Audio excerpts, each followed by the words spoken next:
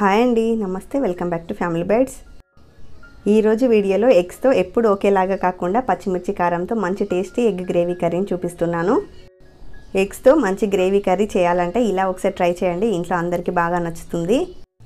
ఇలా చేసిన కర్రీని చపాతీ, నాన్, పులావ్, బగారా అన్నం, జీరా రైస్లోకి తీసుకుంటే చాలా టేస్టీగా ఉంటుంది. మరి ఈ టేస్టీ ఎగ్ గ్రేవీ కర్రీని ఎలా చేసుకోవాలో చూసేద్దాం. ముందుగా ఈ కర్రీ కోసం ఇక్కడ నేను 6 గుడ్లని ఉడికించి తీసుకున్నాను. ఈ ఎగ్స్ అన్నింటికి కూడా ఇలా చాక్తో ఘాట్లు పెట్టి తీసుకోండి. ఇలా ఘాట్లు పెట్టడం వల్ల ఉప్పు కారం అనేది లోపల వరకు వెళ్ళి ఎగ్ టేస్ట్ అనేది బాగుంటుంది. ఇలా అన్ని ఎగ్స్కి ఘాట్లు పెట్టేసి రెడీగా పక్కన పెట్టేసేయండి. ఇప్పుడు స్టవ్ మీద ప్యాన్ పెట్టుకొని 1 టేబుల్ స్పూన్ దాకా ఆయిల్ని వేయండి. ఇందులోకి 1/2 టీ స్పూన్ చొప్పున ఉప్పు, కారం, పసుపును వేసి మనం ఘాట్లు పెట్టి రెడీగా పెట్టుకున్న ఎగ్స్ని వేసి ఫ్రై చేయండి. ఎగ్స్ పై లేయర్ అనేది మనకి క్రిస్పీగా అవ్వాలి. ఎంతవరకు ఫ్రై చేసుకొని ప్లేట్లోకి తీసుకోండి. ఇలా ఫ్రై చేసుకున్న ఎగ్స్ని పక్కన పెట్టేసేయండి. ఇప్పుడు ఇదే ప్యాన్లోకి 3 ఉల్లిపాయలని ఇలా పొడవుగా కట్ చేసి తీసుకోండి. ఇక్కడ నేను 3 ఉల్లిపాయలను తీసుకున్నాను కదా, మీరు 2 ఉల్లిపాయలు తీసుకొని కూడా చేసుకోవచ్చు. ఇందులోనే 2 ఇంచుల అల్లాన్ని ఇలా ముక్కలుగా కట్ చేసి వేయండి. అలాగే 10-12 వెల్లుల్లిపాయలని పైన పొట్టు తీసేసి వేసుకోండి. ఇందులోకి పచ్చిమిర్చిని మన స్పైసీనెస్కి తగ్గట్టుగా యాడ్ చేసుకోవాలి.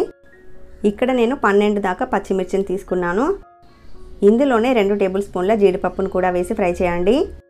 వీటిని మరీ ఎక్కువగా ఫ్రై చేయాల్సిన అవసరం లేదు. ఉల్లిపాయ అనేది కొంచెం సాఫ్ట్గా మగ్గితే సరిపోతుంది. ఇలా మగ్గించుకున్న తర్వాత వీటిని చల్లారేంత వరకు పక్కన పెట్టేసేయండి. పూర్తిగా చల్లారిన తర్వాత మిక్సీ జార్లోకి వేసుకుందాము.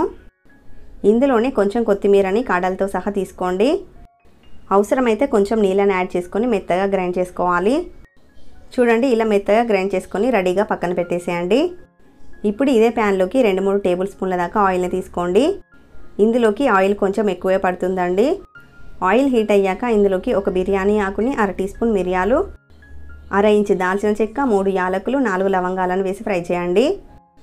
ఇందులోనే 1/2 టీ స్పూన్ దాకా జీలకర్ర కూడా వేసుకోండి. ఇవి కొంచెం ఫ్రై అయ్యాక ఇందులోకి మనం గ్రైండ్ చేసి పెట్టుకున్న ఆనియన్ పేస్ట్ని వేసేయండి.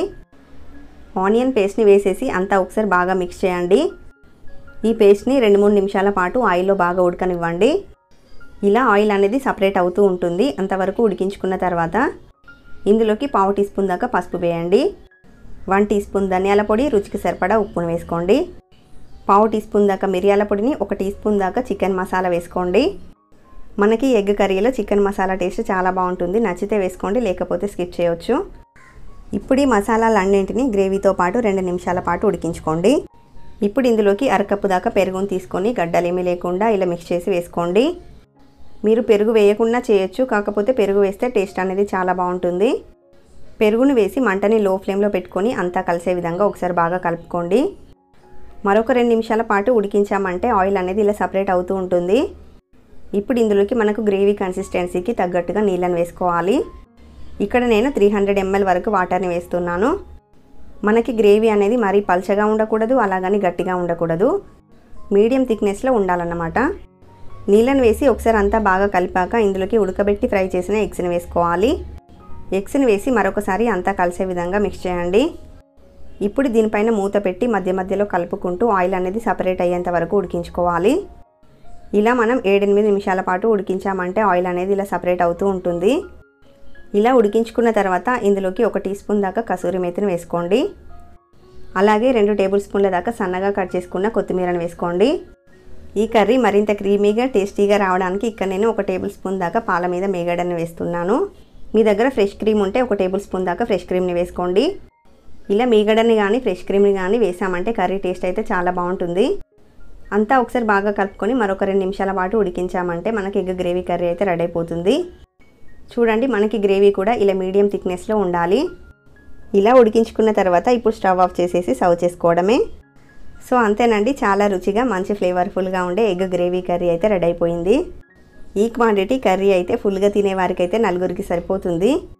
ఎప్పుడూ చేసుకునే ఎగ్ కర్రీ కాకుండా ఇలా ముగలాయి ఎగ్ కర్రీని ఒకసారి ట్రై చేసి చూడండి. చాలా టేస్టీగా ఉంటుంది. మరి ఈ సింపుల్ అండ్ టేస్టీ రెసిపీ మీకు నచ్చితే వీడియోని లైక్ చేయండి. మరిన్ని వీడియోస్ కోసం ఛానల్ని సబ్స్క్రైబ్ చేసుకోండి. Thank you for watching.